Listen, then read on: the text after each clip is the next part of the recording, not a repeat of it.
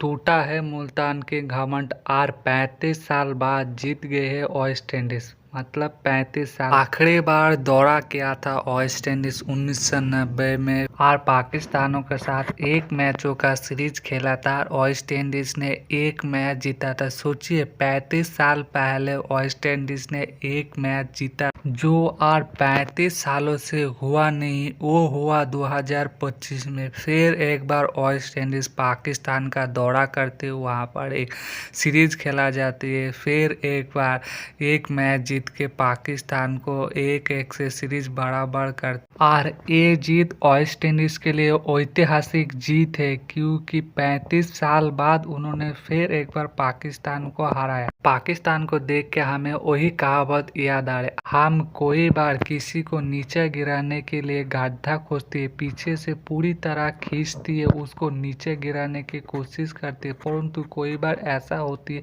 हम जो दूसरे के लिए गड्ढा खोदती है उसको नीचे गिराने के लिए पीछे से जो खींचते है, हम खुद ही उसी गड्ढे में गिरते।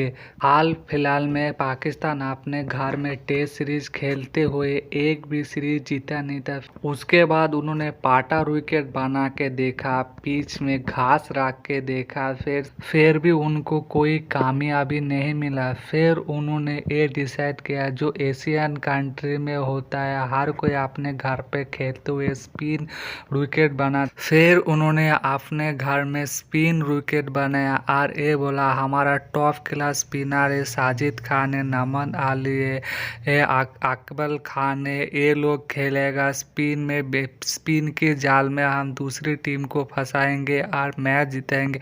इसी तरह उन्होंने इंग्लैंड को फंसाया, जीत दिलाया, वेस्ट इंडीज को पहले मैच में जीत दिलाया, परंतु उनको ये मालूम नहीं था हम जब दूसरे के लिए जाल बिछाती है हम खुद भी उसी जाल में फंसते, क्योंकि पाकिस्तान के बल्लेबाज भी स्पिन में काफ़ी कमजोरी है। क्योंकि ये तो पहले मैच में हमें देखने को मिल गया था, पहले मैच में स्पिन में काफ़ी स्ट्रगल किया, स्पिन खेलने में वहाँ पर बैटिंग फ्लॉप हुआ, परंतु वहाँ पर संभाल लिया था उनकी गेंदबाजों ने और उनको शानदार जीत दिलाया था 120 रनों का। पाकिस्तान ने जो वेस्ट इंडीज़ के लिए स्पिन का जाल बनाया था, उन्होंने पहले मैच में उनको पकड़ पे लिया था। जब उनके 37 पे 7 विकेट गिर गए तब काफ़ी लोग ये बोल रहे थे वेस्ट इंडीज़ तो 80 रन में ऑल आउट हो जाएगा या 100 रन भी बना नहीं पाएगा, परंतु वहाँ पर उनकी गेंदबाजों ने क्या शानदार परफॉर्मेंस किया। गुदाकेश मोती जिन्होंने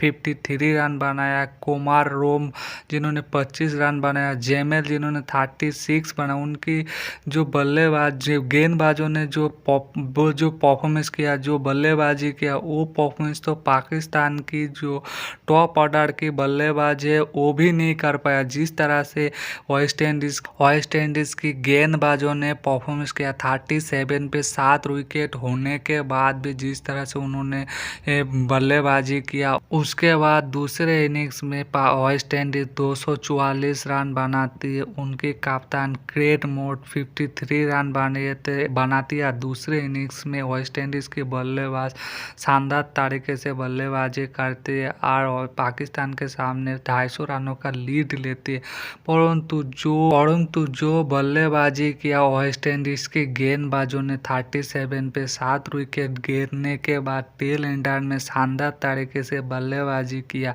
अपने टीम को कामयाब। उतना तो पाकिस्तान के प्रीमियम बल्लेबाज भी उस तरह से बल्लेबाजी नहीं कर पाया, वो स्पिन खेलने में काफ़ी ज़्यादा स्ट्रगल किया। जो जाल जो गड्ढा पाकिस्तान वेस्ट इंडीज़ के लिए बना तो उसी गड्ढे में गिरे। पाकिस्तान की तरफ से सिर्फ बाबर आजम ने 37 रन बना, परंतु बाबर आजम के पास काफ़ी अच्छा मौका था।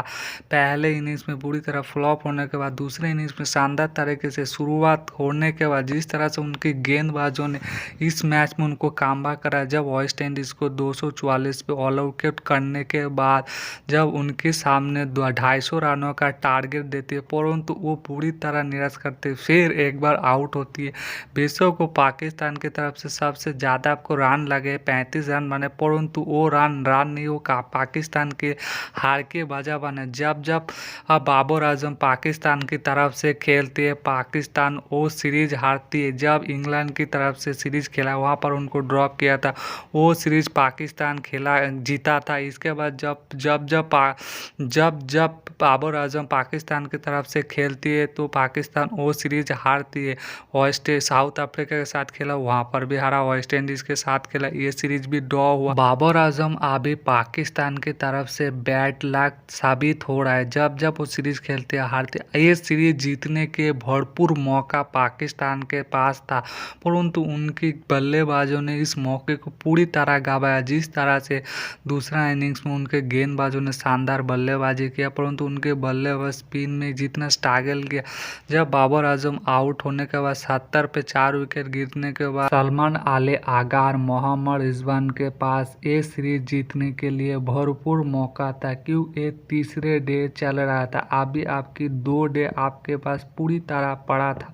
तीसरे डे में आके जिस तरह से उनकी बैटिंग फ्लॉप होती है पाकिस्तान, सलमान आले आगार, मोहम्मद रिजवान अगर थोड़ा सा पिच पे रुक के डिफेंस करके अगर रोक के खेलते तो ऑटोमेटिक आराम से ये सीरीज जीत सकते थे। अभी सिर्फ उनको 170 रन बनाना था, परंतु उन्होंने जिस तरह से इस पिच में आते अटैकिंग माइंड के खेलने की कोशिश किया, जो डिफेंस करना था, पिच पे खड़ा रहना था, मैच सिचुएशन को देख के टेम्पो पकड़ के अगर एक तरफ से आप खड़ा रहते तो ऑटोमेटिक रन बनता। जो प्रेशर वेस्ट इंडीज आपके ऊपर बना रहा था, आप उसके ऊपर बना के आराम से ये मैच निकल सकते थे, परंतु आप तीसरे डे में पहले सेशन में आपकी बैटिंग ऑर्डर पूरी तरह फ्लॉप होती है और आप एक शर्मनाक तरीके से 120 रनों से ये सीरीज हारते हैं और वेस्ट इंडीज 1-1 से सीरीज बराबर करती है। जो मौका आपकी गेंदबाजों ने बनाया था दूसरे डे में, उनको 244 पे ऑल विकेट करने के बाद आपको 255 का टारगेट देती है। आपकी शुरुआत में पूरी तरह बैटिंग फ्लॉप होने के बाद मिडिल में एक छोटा सा पार्टनरशिप बनती है साउथ शकील और बाबर आजम के दौरान। ये पार्टनरशिप भी ज़्यादा देर चल नहीं पाती, फिर 70 पे 4 विकेट गिरते हैं। फिर आपके मिडिल ऑर्डर को एक शानदार पारी खेल के इस मैच को जिताने की जरूरत है, परंतु आपकी मिडिल ऑर्डर भी पूरी तरह फ्लॉप होती है और ये सीरीज शर्मनाक तरीके से हारती है। और वेस्ट इंडीज क्रिकेट दोबारा राइज करना शुरुआत कर दिया। उन्होंने जिस तरह से ऑस्ट्रेलिया में जाके एक मैच जीता, वहाँ पर शानदार जीत हासिल। इसके बाद पाकिस्तान में आके पाकिस्तान में एक मैच जीत के एक सीरीज ड्रॉ किया। रिसेंट टाइम में उनका क्रिकेट के जो डाउनफॉल, उसके बाद उन्होंने दोबारा राइज करना शुरुआत कर दिया।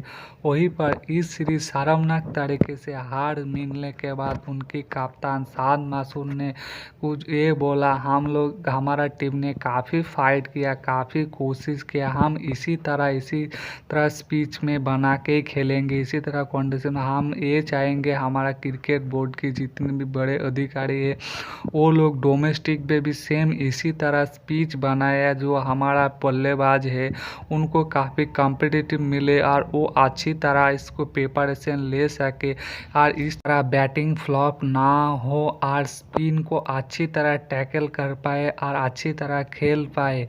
ये जब से टेस्ट सर्कल शुरू हुआ है, पाकिस्तान इस साल सबसे लास्ट एंडिंग करती है 9वीं नंबर पे रह के। पहले साल जब टेस्ट सर्कल शुरू हुआ वहाँ पर 6ठी में था, दूसरे जब टेस्ट सर्कल था वहाँ पर 7वीं भी था। इस बार तीसरे टेस्ट सर्कल में 9वीं स्थान पे रह के फिनिश करती है।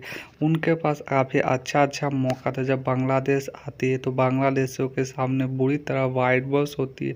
उन छोटी कमज़ोर टीमों के साथ वो अपने घर में शानदार मौका था उनको सीरीज जीतने का, वहाँ पर मौका गंवाते। उसके बाद साउथ अफ्रीका में जाके जिस तरह से उनकी बल्लेबाजों ने शानदार परफॉर्मेंस, परंतु वहाँ पर भी जीता हुआ मैच वो लोग गंवाती है बैटिंग फ्लॉप होके। वहाँ पर फिर इस साल उनके पास शानदार मौका था वेस्ट इंडीज़ को अपने घर में हरा के टेस्ट सर्कल का शानदार एंड करने का। आप लोगों को वीडियो अच्छा लगे तो लाइक करना, चैनल को सब्सक्राइब करना। आप लोग एक सब्सक्राइब से हमें एक्स्ट्रा मोटिवेशन मिलता है।